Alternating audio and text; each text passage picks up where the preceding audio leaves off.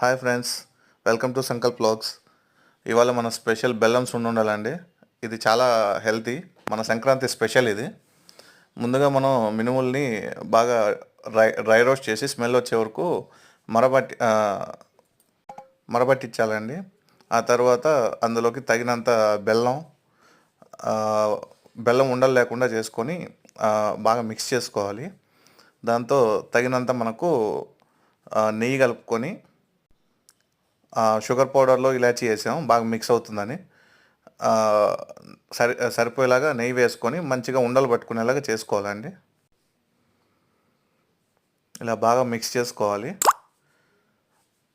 Mix చేసుకున్న తర్వాత నేతిలో వేయించిన జీడిపప్పు వేసి మంచిగా మిక్స్ చేసుకొని మనకు కావాల్సిన సైజులో ఉండలు చుట్టుకొని ప్రిపేర్ చేసుకోవాలండి.